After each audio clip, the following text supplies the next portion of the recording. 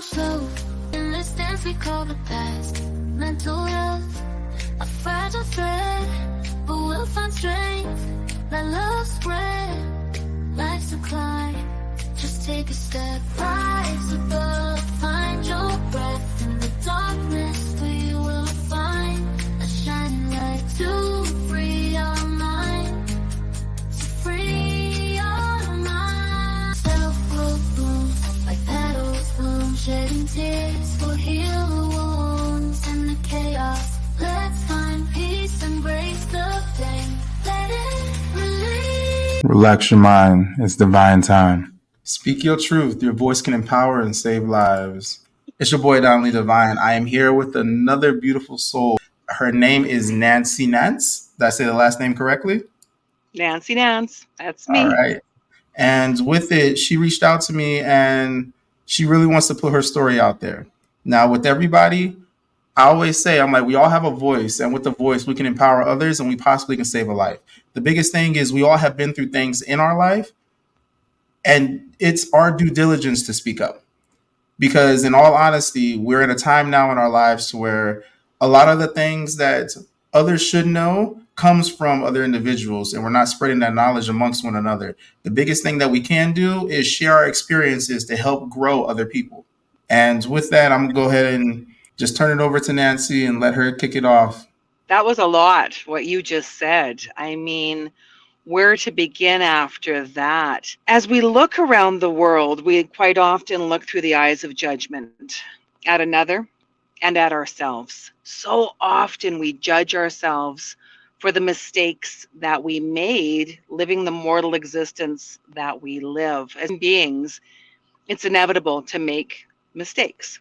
Some say that to sin is to miss the mark, which is to make a mistake. And when we feel ashamed for the life that we've lived or the decisions that we've made, we sometimes doubt our ability to be able to tell our truth without feeling as though we are speaking poorly of another. Yet, if we do not tell our truth, it's a disservice to ourselves and others. Speaking my truth is something that I began to do with much more ease as I worked through my own rage, as I uncovered the depths of my own betrayal, hatred, and understood that it was my opportunity to create a legacy with my life. So when my daughter died at the age of 10, August 26th, 2011, I had a big decision to make. I decided to stay instead of leaving. Leaving would have been an option, and then I would have left behind 4 beautiful sons who needed their mother. So in choosing Joy, my daughter's name, Emily Joy Chaplin, I chose to find a way to live another way, to find my joy and to find a forever friend, someone who would love me through the difficulties of life without a child. My marriage fell apart 1 year later when my husband left me for another woman. There was a lot of reasons to be angry, and yet the angry damaged my relationship with myself, my relationship with everybody, and my physical body. So when my physical body started to fall apart, I had to figure out a way to rebuild every part of me, my financial self, my spiritual self, my emotional self, and my physical self. So I started with me, and then I helped others along the way, little by little. Listening is important. Mic drop. I don't know. Where would you like to go from here? With it, so you said August 10, 2011, you had the death of your daughter. How did you cope with the death? Like, what was going through your mind at the time that she passed? And do you mind if I asked how she passed? So Emily was 10 years old. That's why my company is called Exponential Joy. Joy to the 10th, exponential, the highest vibration. August 26th, I coped with her death by focusing on my son who survived. My one priority was my son Jarrett and helping him with his physical well-being. I coped by into codependency. Hmm. I became the mother I needed to be. I focused on him, and I began to tap into the things that I had used before her death. I tapped into Reiki. I had a friend of mine who was a Reiki master, and I allowed her to support me. Now, understand that support was in a different province. I moved back home to Edmonton, Alberta, and allowed her to help me. Emily was in a watercraft accident. So I'm going to dial back to that. So Emily was on a sea-doo with her brother, Jarrett, and a boat swerved to miss another sea-doo, which my son's fiance was on. When it swerved to miss the sea-doo, it hit Emily and Jarrett. Emily died instantly, and Jarrett's shoulder was torn open. There was literally shrapnel from the boat in his shoulder.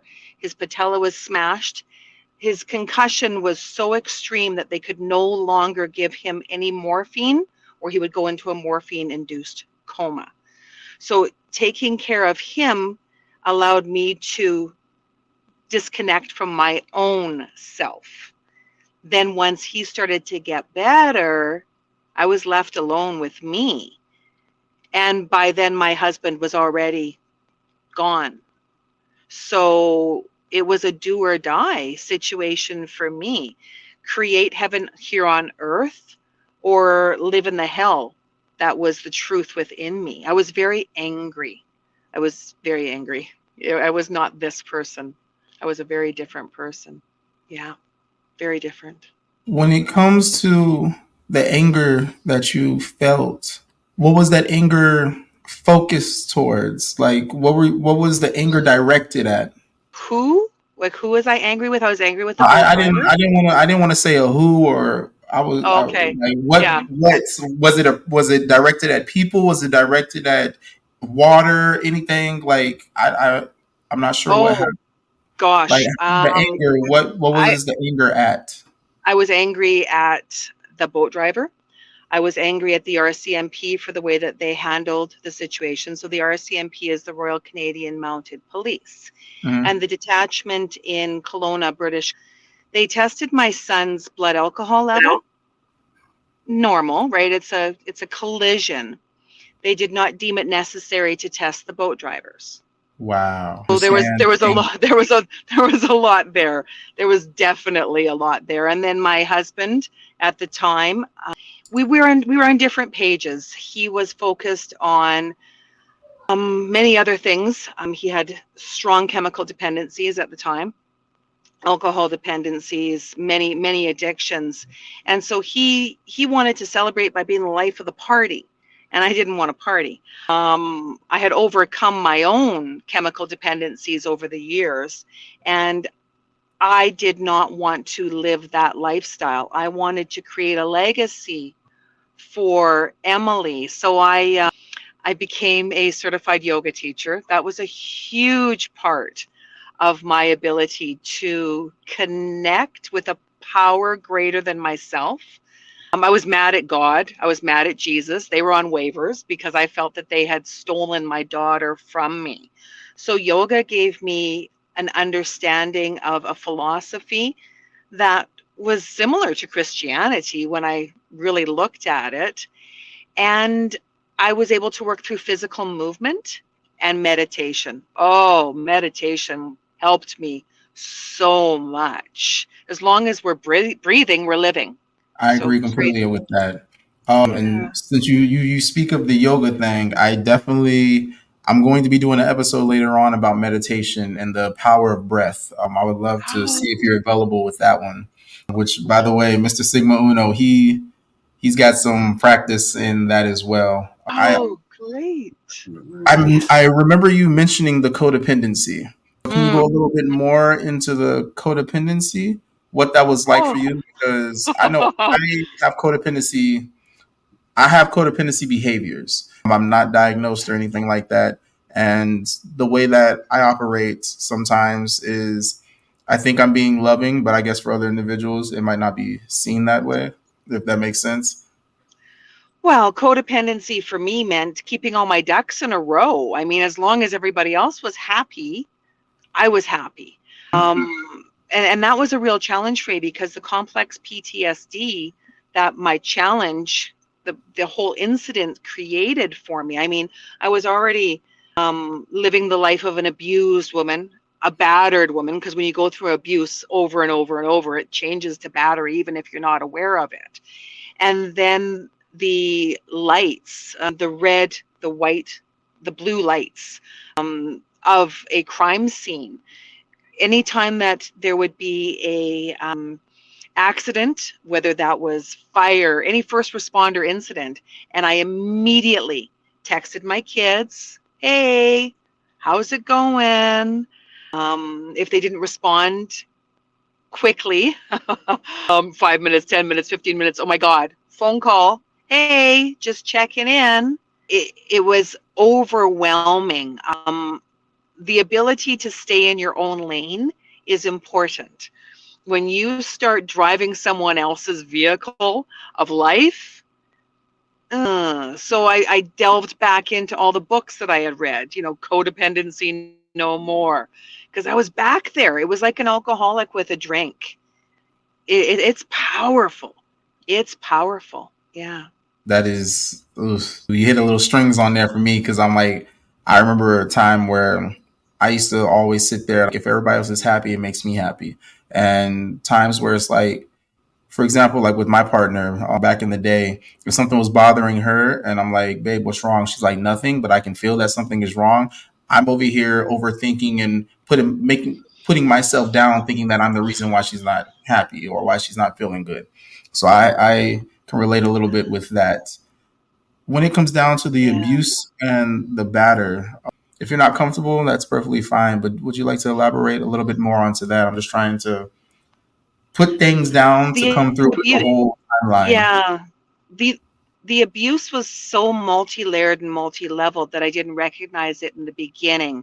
It began with words, some of the most horrendous words that we call dogs. Rhymes with witch. The whole the see you next Tuesday. Wow. I See, like that. I've never heard that. See you next Tuesday. yeah, wow. It was shocking. It was shocking. Like you wouldn't understand it unless you heard it, and it wasn't spoken when others were around. So there was Mm. no way for me to be able to prove it. It was said in front of my children. He would call me the warlord. Oh, psycho bitch from hell was one of his favorites. I can only laugh about it now because now I realize that, I mean, it just wasn't true. And yet it did impact me. I went from being a confident, successful staffing officer in a large corporation to frightened, afraid, small. The physical abuse, I remember when he grabbed me by my hair, and it was longer than this, and pulled me back into a room. And my children weren't there. They were going to be home any minute. So I simply allowed my head to, like, I softened so it wouldn't hurt as much. And then I went and washed my face and splashed some water on. I told him it would never happen again, and I cut my hair off the next day.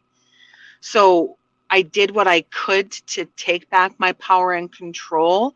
The physical violence was something that nobody saw. I wore scarves around my neck to cover the bruises from attempted strangulation.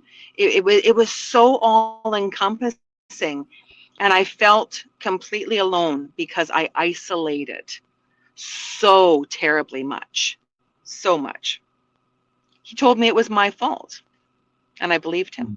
Then there was the financial abuse. When you get, well, I remember getting home after going to my first yoga class before I became an instructor, and he asked me why I was wasting my money on yoga. And it took me a few minutes because I'm like, I used my credit card. Oh, the office manager where I worked with him we owned a company together, had called him and told him, and I was told to never do that again, or else. And it's the or else. It's the or else in an abusive relationship that is so powerful. Yeah. Yeah. I can agree with that completely. That or else hits different. It's like how dare you get me in like the heck? Mm-hmm. But I wanna ask this. Well, first let me state something and then follow it up with the question. It was brought to my attention with things that I have been through in my life and a constant repeating of certain things.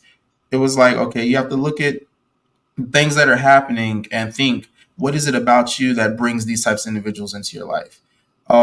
With me, it ended up taking me back to my childhood and the way that I was brought up and things that happened in my childhood. My question to you is, what was your childhood like?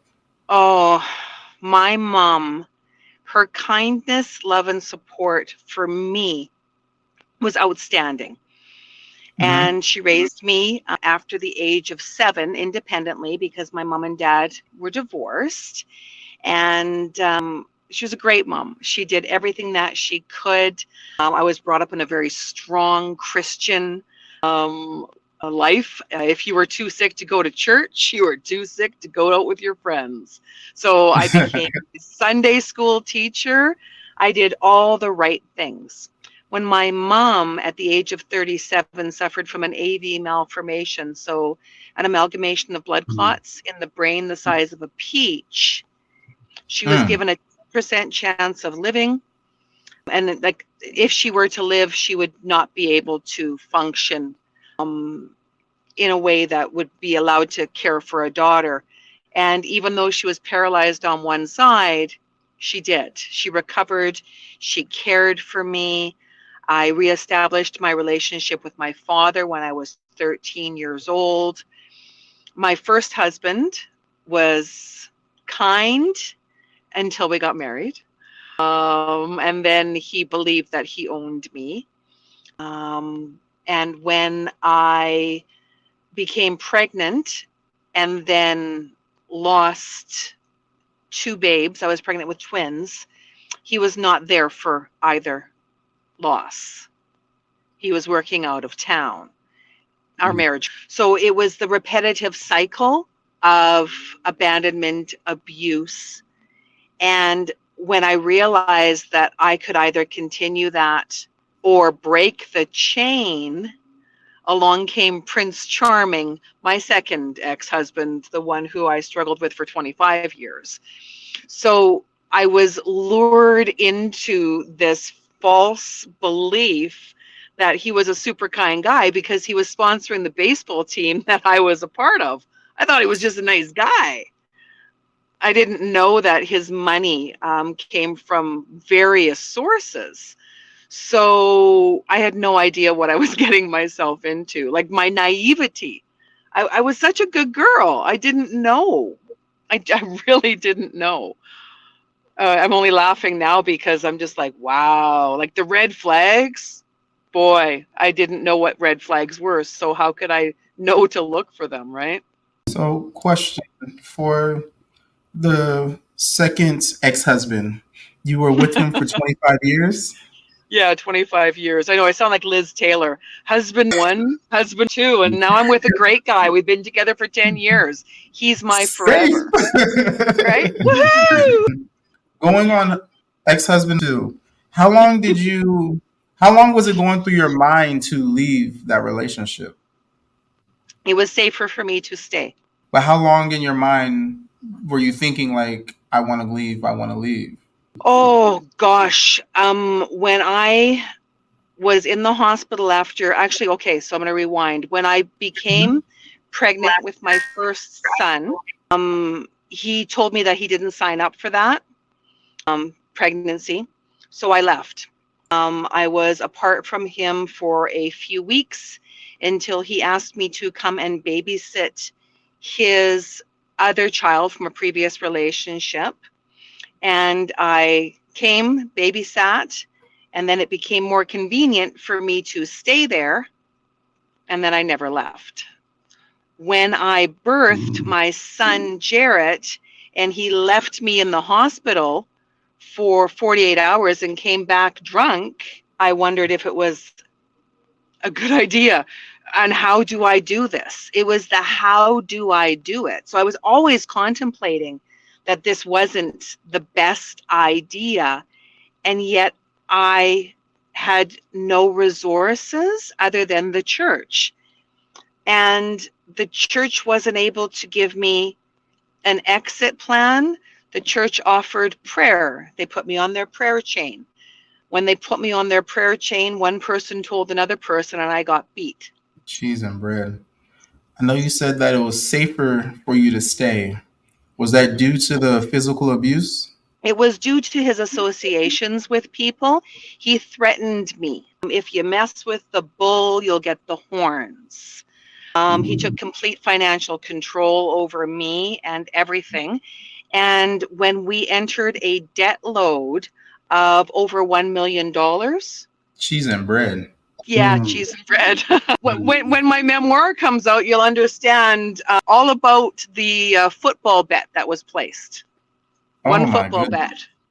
Well, amalgamation, because when you bet football and you bet first, second, third, fourth quarter, over, under, etc., you debt very quickly. So when I watch football now and I see all of the advertising, it's kind of triggering. I wonder if all of the celebrities who promote the betting understand the devastating effects of gambling and addiction.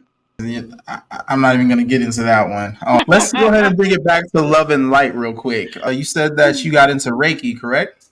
Yeah, I'm a certified Reiki master myself. Hey. Yeah. Oh, I'm sorry.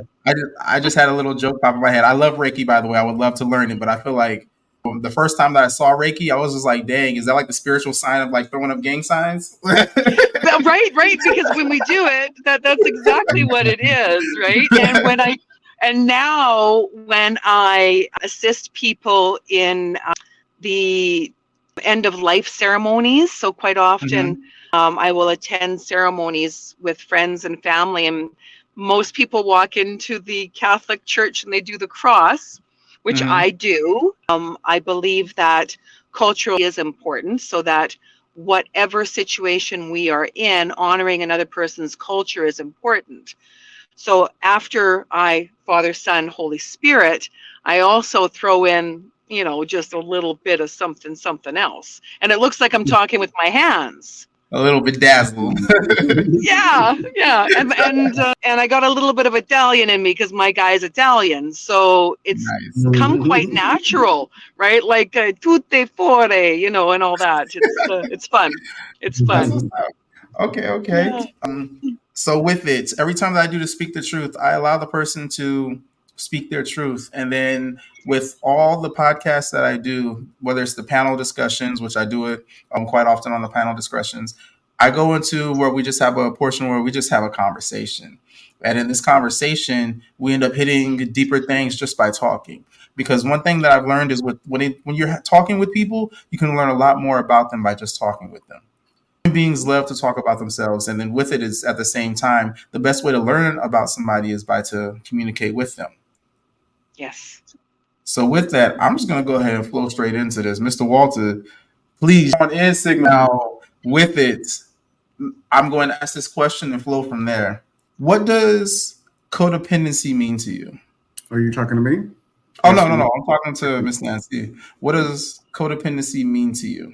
Caring more for others than you do for yourself, and in a manipulative way. So codependency becomes manipulation when the expectation is that you will love me more, or you will owe me somehow after all I've done for you. It's a very manipulative behavior when you understand the real meaning behind it. Okay. Yeah. See, I've never really thought of it like that. The way that it's kind of been brought to my attention is the fact that how you said it earlier, just kind of vaguely, where your happiness, my happiness kind of depends on your happiness, or the way that you feel will dictate a little bit of how I feel. And I will do everything that I can to put you in a better spirit to better myself.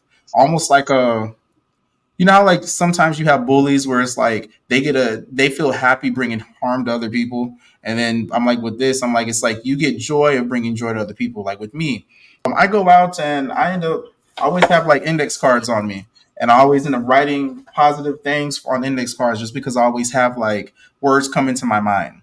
So I write those down. And it just so happens that a lot of times it's tailored towards individuals, and they're like, "Oh my God, I feel like you know me." I'm like, "I have no idea who you are, but okay." And I mean, when I write the index cards down and the sayings on them, I put them into my pocket randomly, pass them out. Now, with that, it makes me happy seeing other people smile, bringing joy to other individuals. Now, I'm not relying on my day, how my day is going to go based off of how I make people feel. But again, I've been through things in my life. I do have a psychologist that I talk to, or a therapist that I talk to, and I had asked her once before, "Do you think I'm codependent?" And she hit me with the reverse, like, "Do you think you're codependent?" I was like, "You mother fofo." That's the point on me asking you this. Okay, if we're gonna do that, I'm just gonna go ahead and just be a therapist to myself. How would you say that the codependency was brought up to you? And how correction? How do you think you fell into that codependent, Mr. Sigma Uno? Help me here. I know you know what I'm trying to ask. I guess the question would be, was your action of codependency, was it like filling space for something that you felt you lost? Oh, wow. That's so beautiful. And the question, I don't know when I felt in my life that I was good enough. I honestly, it stemmed from an early childhood with me. My skills connecting with spirit began at a very young age. And I knew things that I couldn't possibly know, but it was as though I could hear conversations, though I couldn't hear the conversation. It was my angels and guides telling me certain things, like oh my goodness. I would know when people were coming over, and then I was told that I was eavesdropping. So for me, I never felt, even though I was loved, I never felt fully accepted for who I was. So I wanted to be a good girl.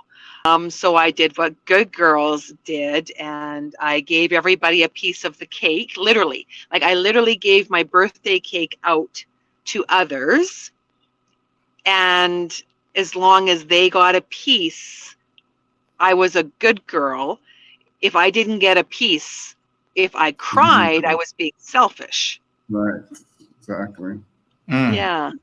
And it's wow, that's interesting because just as a point of relating, I was as a child before my father passed, there was an equal amount of understanding about what love and give and take was.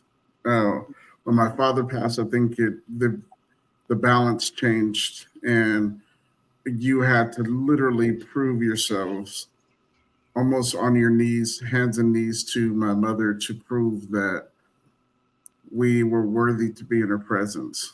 And I know it sounds a little over the top, but that's the way it was. So the thing that we did wasn't really enough. We were hoping it was, but it never really was. It was always, okay, you did this, now let's move on to the next. Okay, you've done this, so let's move on to the next. And I became adjusted to that. So when I actually did encounter the world, it was all that I did was to make sure that someone could see who I am, like waving, hello, this is me. I'll do what's necessary in order for you to see who I am.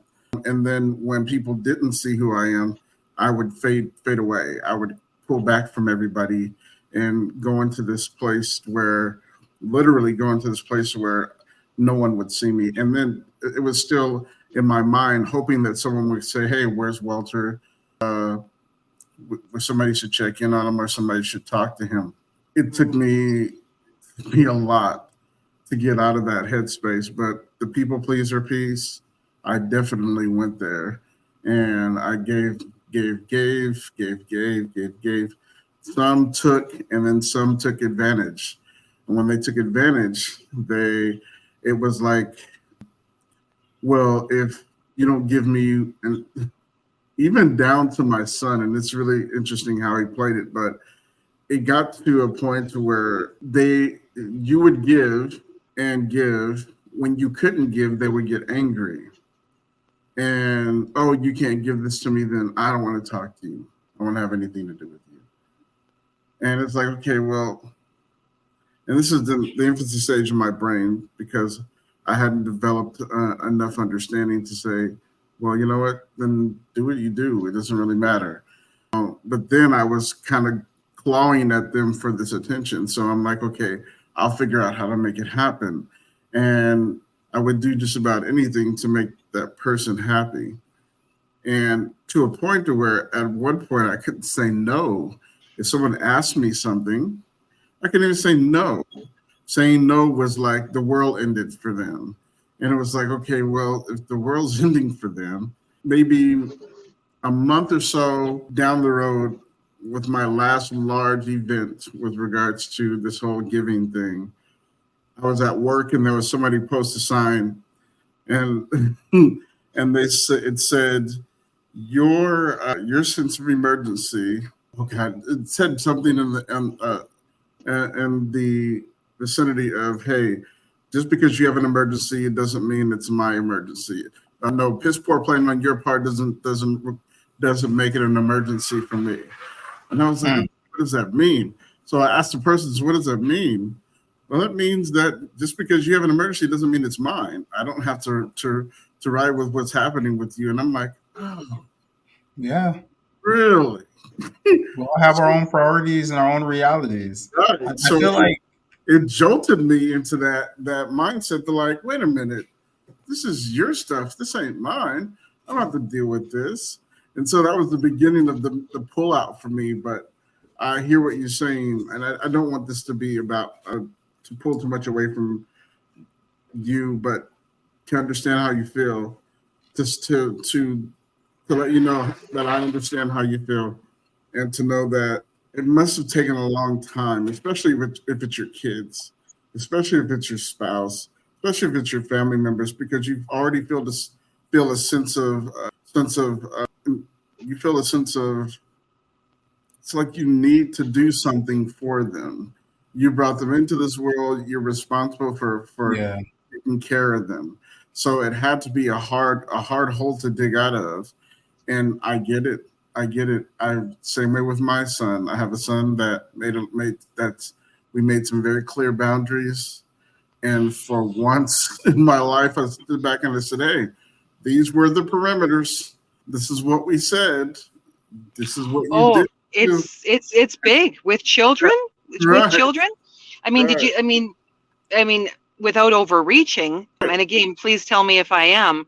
Oh. I mean, here in Canada, we've got the Bank of Montreal and the Bank of BMO, right? Like, it's my kitty. It's not your kitty. Like, you can't dig into it, right? So I remember when I went to small claims court to file a claim against my son. We did it mutually, understanding, because if anything were to happen to him, that debt wasn't written down within the courts. Right. And it took a long time for me to say to him, buddy, we got a problem. Bank of Mom needs some, and he's like, what can I do to help? And I said, well, I got to take you to small claims court. Wow. That's huge. And he said, okay. That's good. So he was at least willing to work on that. That is good. Yeah. And it's an ask. If we can learn to ask, just say, hey. Yeah, a lot of people don't realize, like, a lot of things can be solved with communication, effective communication. Let me throw that effective in there. Because, I mean, just because you're talking to someone doesn't mean they're listening. I mean, there are a lot of people who will listen to respond rather than to comprehend. So with that, to be able to sit, my kids are young. They're not even in the double digits yet. So I can not imagine at this point of thinking of sitting down with my kids and having a crucial conversation with them about something along those lines. I mean, my kids are trying to learn how to count nickels, pennies, dimes, and things like that. So I'm not there yet. Luckily, yes. But I know that my mom had a situation with my older sister, and my mom was telling me about it, and I could feel the hurt in her voice as she was talking about it. And I mean, it made it to the point where even when I was in a bind, I didn't want to ask her for assistance just because of the fact that I know how hurt it was just for her to lend that assistance and have the other person who is your blood and flesh kind of just abandon you and never even show that appreciation type deal, whether the appreciation is just trying to pay you back with anything that they may have, whether it's hey, Ma, I only got $25, but thank you for what you did, or even just saying thank you or anything along those lines, almost kind of push you on the back burner and kind of forget about it. Like, oh, you're my mom. That's your responsibility. You're supposed to be there when I need you type deal. And I'm trying to teach my kids like that's not how it goes. Like, yeah, we brought you in this world. We can take you out. But at the same time, my goal is to make sure that you are a decent being in a world where majority of the individuals have no decency at all. And that so you being a decent being will let me know that I have a magnificent child alone and I have done very well. Whether you go out and become a millionaire or not, like as long as I know that you have the right values and you know the difference between wants and needs and you're able to be selfless, like I will be happy. So, when you look at the love languages, if you know what the love languages are, the 5 love languages, the 5 languages, that is one of the ways that an abuser can manipulate you into seeing them differently than they are. For example, someone that comes into your life and says, "Oh, honey, let me help you. Let me help you with that. I'll build you a deck. I'll paint all your rooms. I'll also put in a security system, and I'll also put in a security system for you, and I'll watch it from my living room." You just and that is the importance of recognizing red flags and having boundaries. Which, speaking of it, going into the boundary section, when it comes down to a lot of things that you dealt with, would you say that if you had really put 10 toes down on your boundaries or had stronger boundaries or knew about boundaries at that time, do you think you would have gone through some of the things that you have? I would have lived a very different life had I understood boundaries. I remember the first time someone asked me what my boundaries were, and boundaries? I don't understand. Like I truly, legitimately did not understand. I understood what boundaries were when it came to plotting out an excavation plan or plotting out a concrete map, because I ran a construction company. Okay. But a personal boundaries? You mean to tell me I have a bubble? Wait, what? No clue. Like zip. And then once I realized how much I had allowed my boundaries to be invaded, it was like Space Invaders from the 80s. And oh my God, then I was really bent out of shape. And then I turned into that, oh no, you don't. It kind of went the other direction. Yep. Yeah. But I can hear it in your tone of voice. What do you mean, hi? What? How dare you? I feel you there. I feel like that's something that everybody goes through. If you're not taught what boundaries are as a child growing up, so when you do figure it out, now it's like your boundaries are so firm to where it's like you kind of push back on anything that's happening just because of the fact that you don't want to allow yourself to just be vulnerable like that again. But at the same time, I feel one thing that I've noticed from a lot of people I've talked to and even things that I've dealt with is a lot of us who end up going through abusive situations, we always end up becoming something that gives back to others. Yes. What awareness is so key. It's in the giving back. Freely, so I give, freely, so I receive.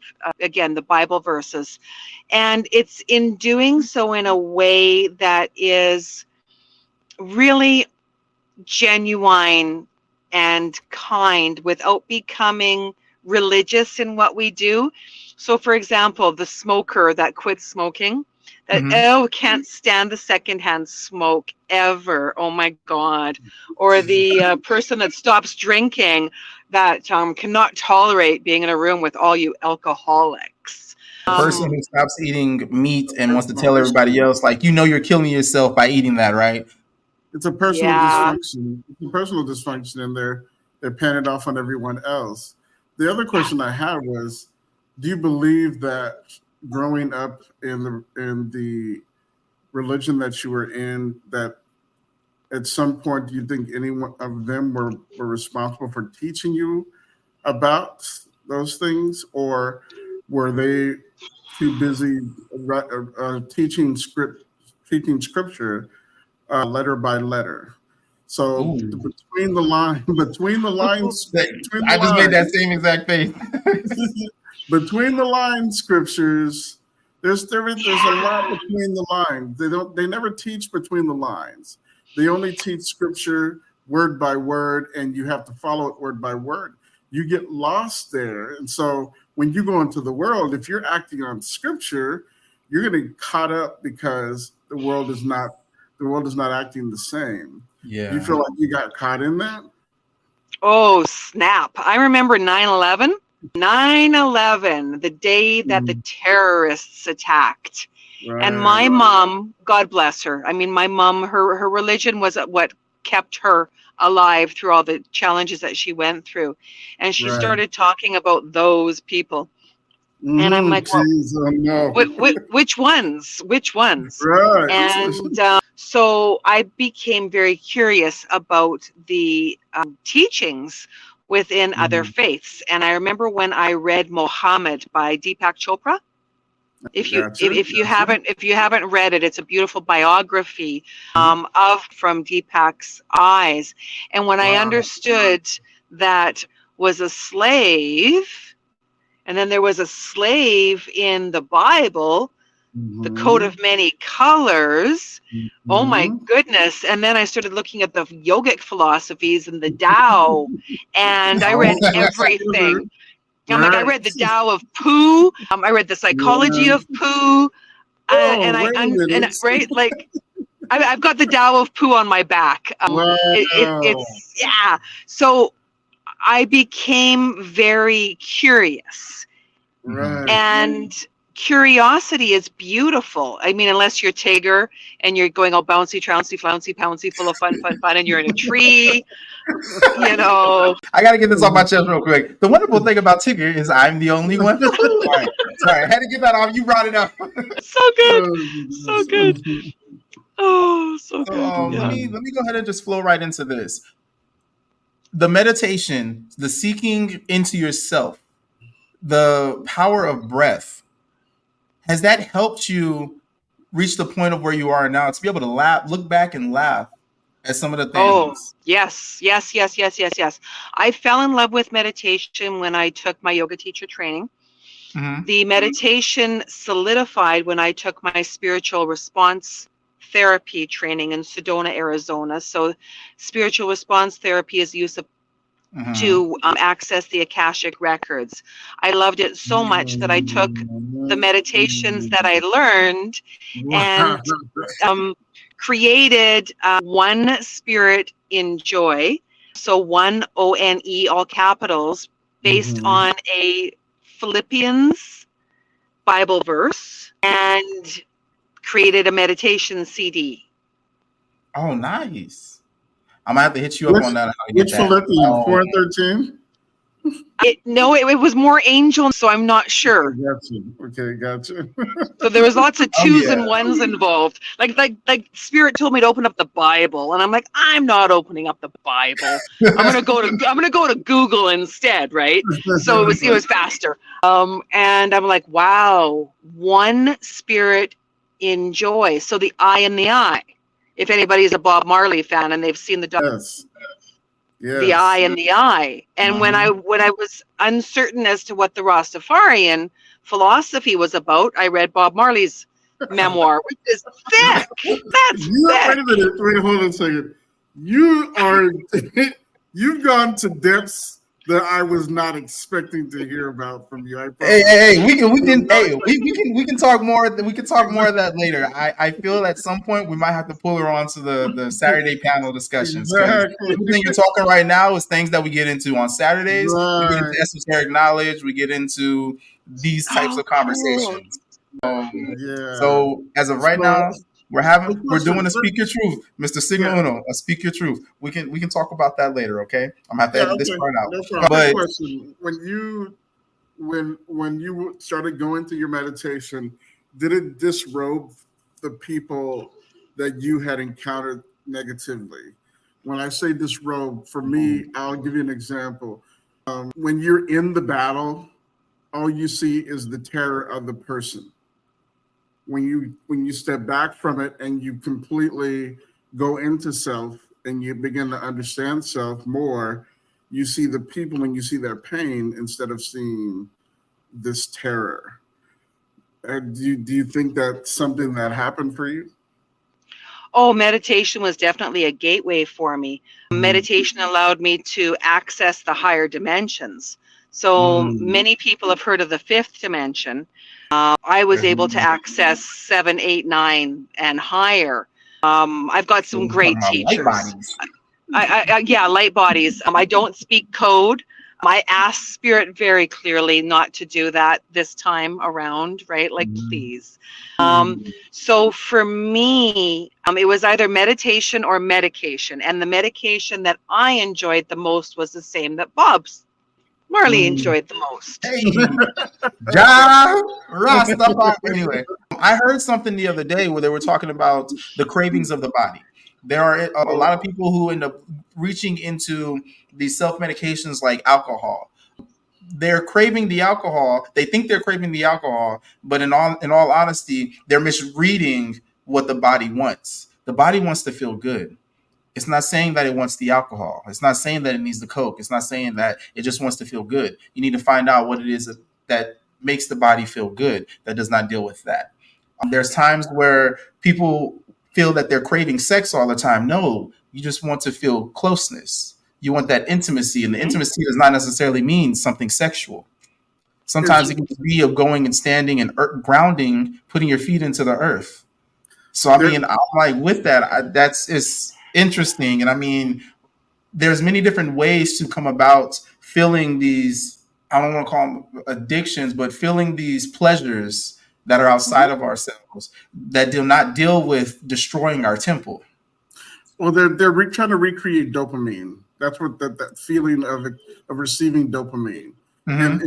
if you teach it to understand what it is, then they won't abuse it. But if they never taught to understand it, they abuse it because they need it. It's like it takes me away from all the junk, all the stuff that I'm dealing with, and it's a place that gets me away from everything for right now.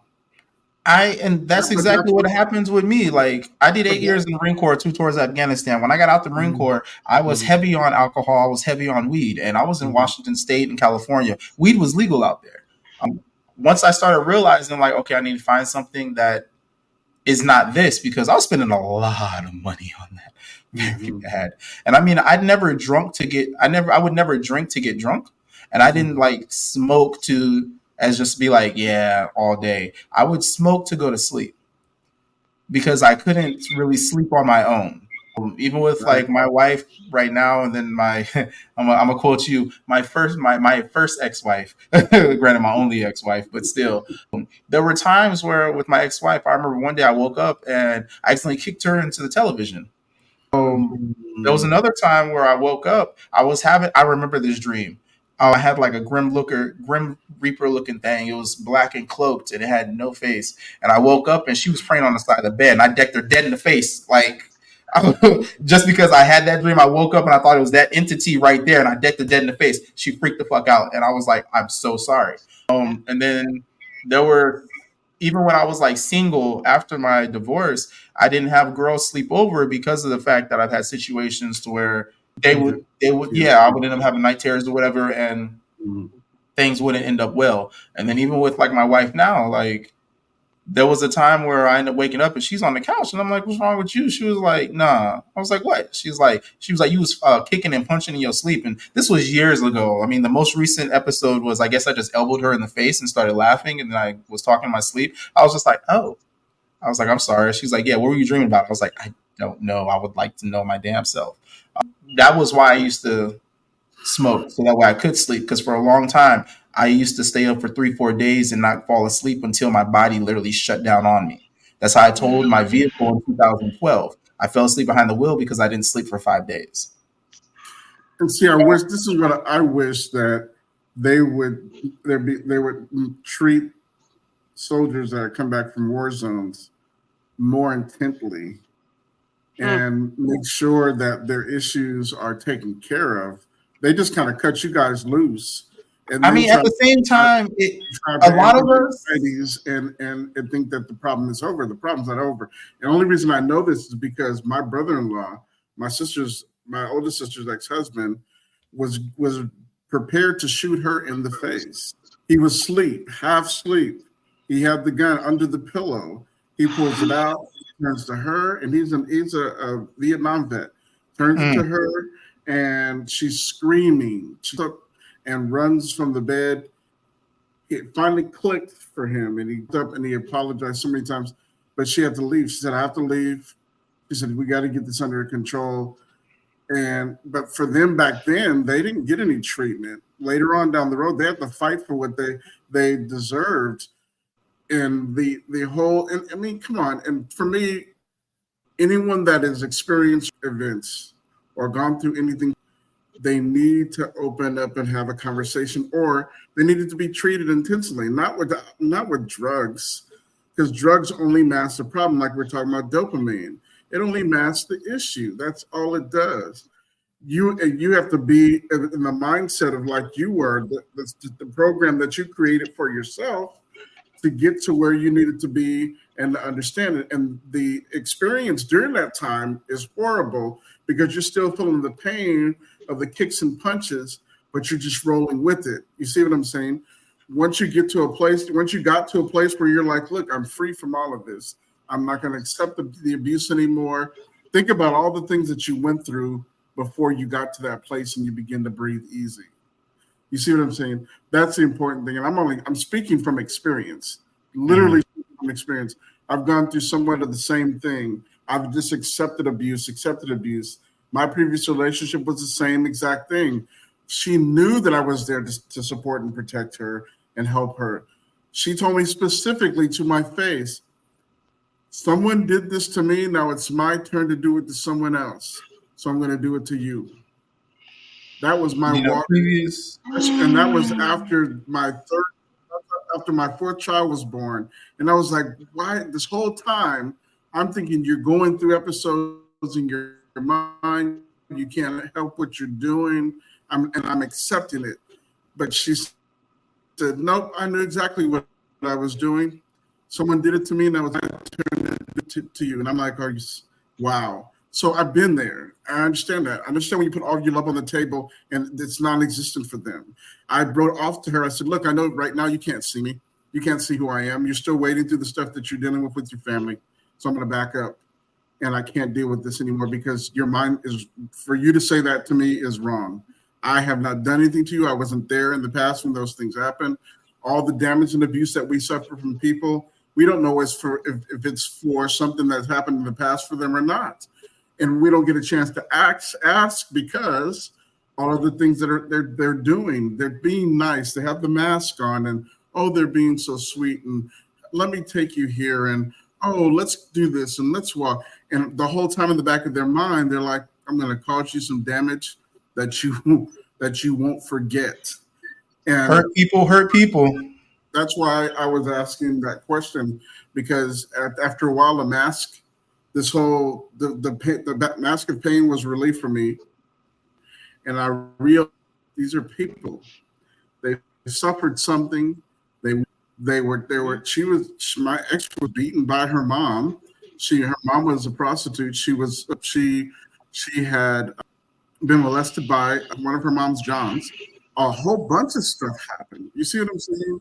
So if if that's what happened to her, and no healing happened at all, period, no healing. She's not the person that knew where to go for healing, not even today. So if that's what happened, then I have to come to a point of understanding that, dang, she had a messed up life and she didn't know how to center herself. She didn't know how to. She turned to alcohol. She turned to things that just made her happy for the moment. She tried to level out another way. We talked about meditation. That wasn't a thing that she liked to do, but she was at a place to where she felt like, now I can blame everyone that ever did something to me.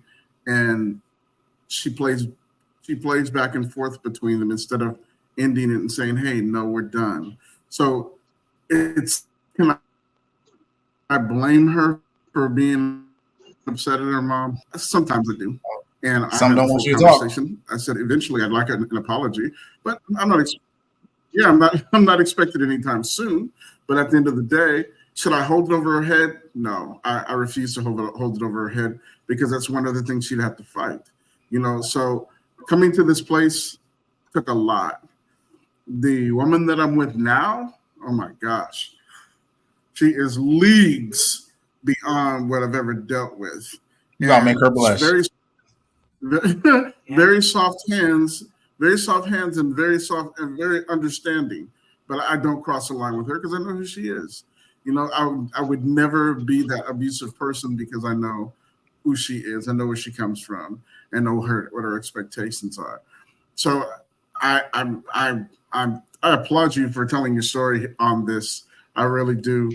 And I applaud your deep dive. Go ahead. One question. So in all your years of possibly working with veterans, obviously working in psychology, understanding the various methods and methodologies, have you ever heard of flower essences? So Bach flower essences? Okay, so Bach flower essences. So 37 flower essences that resonate with different personality and character types that are completely supportive. They contraindicate with nothing. They've been around since 1920. Yet they are not spoken about. I speak about them because I help people with them. Yet the mainstream offers the dope to cover for the dopamine instead of working with the main problem, which is a soul. Right. There you go. I agree. Getting juicy now. And that's called flower essences? Flower essences. They resonate with Bach. BACH. In the United Kingdom, they pronounce it Bosch, which is really confusing for spelling. So Bach, BACH. So for example, pine flower essence helps with guilt. Pine, like a tree, but it's the essence, the soul vibration of the tree, pine specifically. Because oak is different, as is elm. Would that also kind of be like if you went out and hugged that type of tree? Because I know you said vibration, so I'm just curious. The essence is like a concentrate. So going back to the 420 conversation, no, it does not smell. So going back to the 420 conversation, if you were to roll marijuana as opposed to take a concentrate, the flower essence would be more like a concentrate. Oh, so like my teas. Powerful. Yeah. Okay, because I do teas. I grind up teas and make teas. I do some that have like blue lotus. I have some that end up having some weed in it. I do some that have lion's mane, other type of mushrooms, and other type of herbs as well. So is that similar to what you're talking about with the flower essence? No, you'd have to take a truckload. I'm trying to understand. This is new to me, so I'm trying to. It's the vibration. It's the vibration of it. Right. Gotcha. So it's more like scalar wave energies. So scalar wave energies donate photons to the body. Nancy, you gave me something to look up. Like, thank you for being on. You shared your story and you were educating me. I appreciate that. I have two more questions for you. And then I'm going to end up wrapping it up. So the first question is going to be, if you could change anything from your past, what would you change? And how would it change who you are today? Nothing. I would change nothing. That's the butterfly effect, just like the movie. I would change Mhm. nothing. Going back to kindergarten just for one day would be fun, though. Just for one. I'd be so sassy. Oh my goodness. How would that change you though if you went back to kindergarten and you were sassy? Like that Oh, wouldn't I do change it who every. you are. No? No. I do it all the time when I deal with my granddaughters. I have 3. Oh, okay. Oh, wow. And Yeah. with it, this will be my last question. But first, let me ask, Mr. Sigma Uno, do you have any questions for her? I think the only question I have is how long did you think it took for you to get to where you are now, to be very centered? The last 3 years were the years that I became more able to speak my truth. Honestly, within the last 6 months, I have had the one coach in America that I worked with. So shout out to Christopher Rausch, the accountability coach. That was my game changer. Okay, that's Yeah. what's up. Mm. So, what is there anything that you would like to say to any listeners? Anybody who has possibly gone through abuse, is going through abuse, has lost a child, is in the process of trying to self heal, self learn, and is trying to get closer to who their true self. You are a gift to this world. You have so much to offer to this world. You matter, and we need you. We need you. We need you to level up and become a better version of yourself for you and everybody who loves you. Beautiful, beautiful.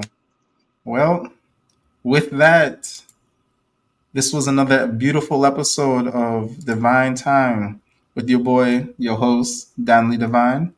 And I had with me another beautiful soul share their story.